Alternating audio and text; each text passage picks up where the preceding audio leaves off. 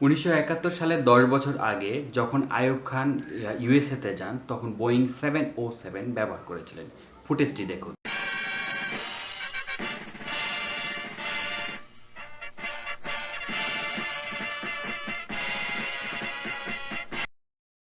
অন্যদিকে বিমান সর্বপ্রথম বোয়িং 707 ইউজ করা শুরু করে 1976-এ। দেখুন 2020-এ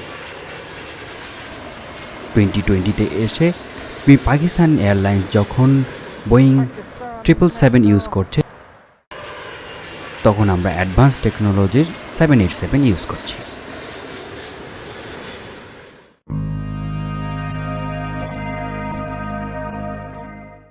একটি এয়ারলাইন্সের সাথে যখন অপর একটি এয়ারলাইন্সের তুলনা করা হয় তখন প্রথমেই মাথায় আসে উড়োজাহাজ বহর বা ফ্লিট। ফ্লিট দেখে বোঝা যায় যে এয়ারলাইন্সটি কতটুকু অ্যাডভান্স।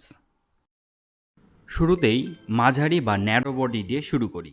সংখ্যা বিবেচনা করলে পিআইএ বা পিয়া অথবা পাকিস্তান ইন্টারন্যাশনাল এয়ারলাইন্স এগিয়ে আছে, কারণ পিয়া এর এয়ারবাস A320 আছে 11টি।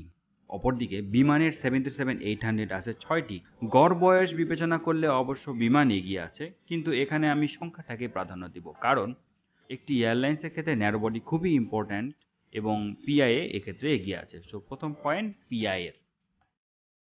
বন্ধুরা, যারা আপনারা এভিয়েশন বিষয়ে খোঁজখবর রাখেন তারা আমার সাথে একমত হবেন যে বড় বা ওয়াইড বডি এয়ারক্রাফটের কথা বিবেচনা করলে বিমান অবশ্যই পিয়ার চাইতে এগিয়ে।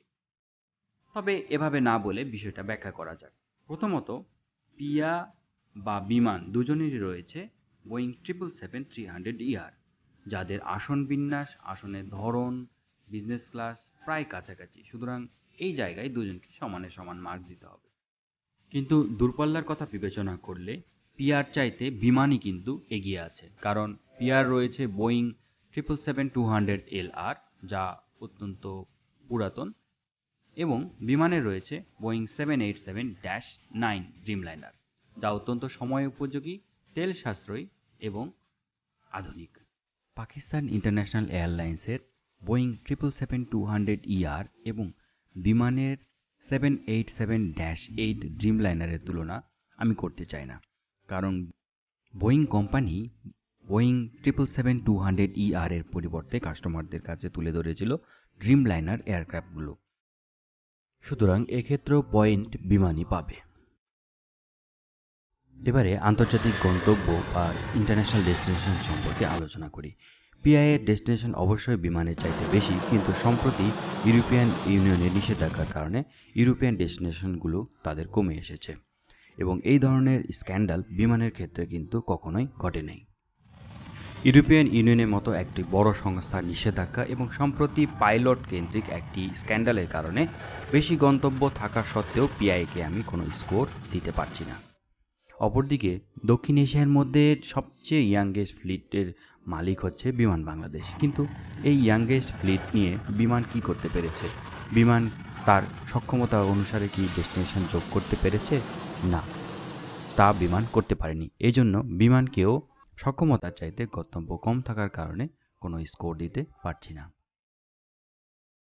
ফ্লিট বা রুটের মতো কমন বিষয়গুলো ছেড়ে যদি আপনি একটু গভীরে যান, তাহলে দেখতে পাবেন যে সম্প্রতি কিছু ঘটনা ও পরিস্থিতি আমাদের ইঙ্গিত দেয় যে বিমানের পাইলটদের মধ্যে চলছে অস্থিরতা, ম্যানেজমেন্টে কিছুটা অব্যবস্থাপনা এবং ফ্লাইট ডিলে বা সবকিছু মিলিয়ে একটি অস্পষ্ট কিছু বোঝা যাচ্ছে।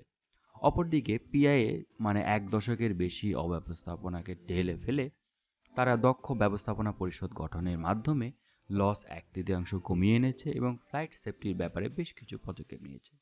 তার মানে এই অংশটি থেকে উভয়কে সমানে সমান মার্ক দেওয়া যেতেই পারে। এবার অ্যাক্সিডেন্ট নিয়ে কথা বলি, এবং এক্ষেত্রে দেখা যায় যে পিআর দুর্ঘটনা বিমানের চাইতে কয়েক গুণ বেশি, এবং যার মধ্যে 10টি দুর্ঘটনা এমন রয়েছে যে এটাই অত্যন্ত ভয়াবহ অথবা সবাই মারা গেছেন। অন্যদিকে বিমানের দুর্ঘটনা পিআর চাইতে অনেক কম, এবং অধিকাংশ ক্ষেত্রেই পাইলটের দক্ষতায় সবার জীবন বেঁচে গিয়েছে।